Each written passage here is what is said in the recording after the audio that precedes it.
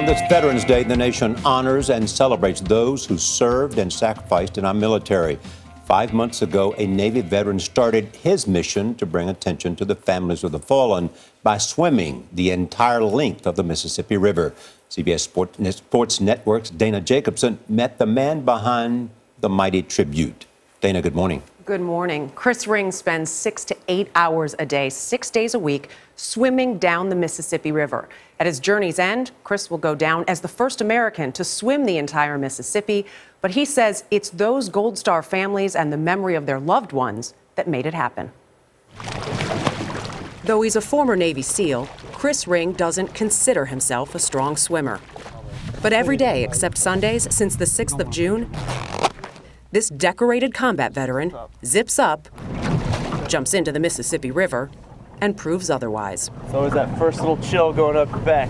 Being comfortable in the water and swimming a long distance are kind of two different things. Why did you want to do this?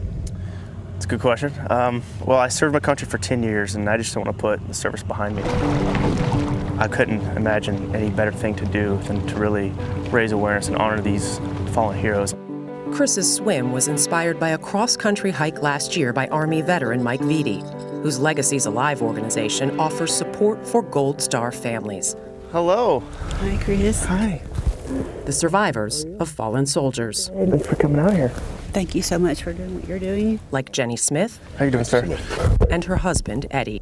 Jenny's son, Marine Staff Sergeant Jason Rogers, was killed in action 4.5 years ago in Afghanistan.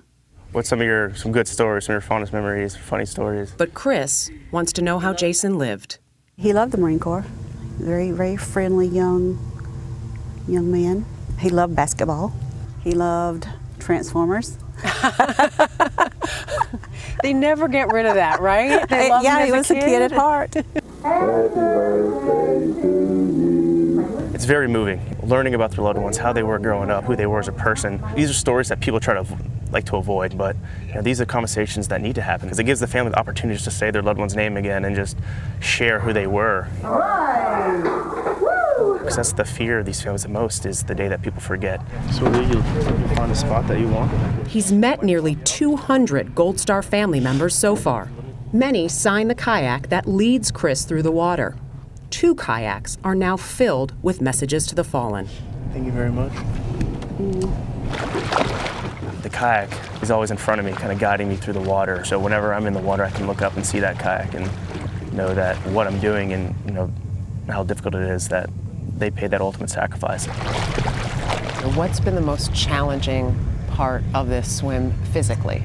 Physically, I think just the general, just the physical toll on the body and the sickness, because it's not necessarily the cleanest river. So no matter how much I try not to, some water gets in, and then you feel a little bit sick in this day to day.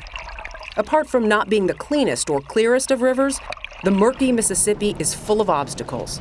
There are tidal pools, shifting currents, boats, and barges to navigate. When you get out there, you never know what you're going to expect. No day is the same. Let's go, baby! Woo! It's been 157 days since he started, where the Mississippi River begins in Minnesota's Lake Itasca. The 2,350-mile swim will go through 10 states. Chris hit the 2,000-mile mark on Tuesday in Natchez, Mississippi. His journey will end in the Gulf of Mexico. At a pace of 14 to 20 miles per day, he expects to finish in early December. Mentally, what's the most challenging thing about swimming this river? I would say out of, physical and just mentally challenging, the mental part is probably the most difficult. It's such an emotional and powerful thing, meeting families day to day, hearing these stories. How many times have you thought, I can't do this anymore, I need to stop? 0. If I'm having a terrible day on the river, it's going to be over in however many hours, but these families have to live with their pain and suffering and their burden for the rest of their lives. So, but I feel humbled and privileged to be able to do it too. It's truly an honor to be able to do it.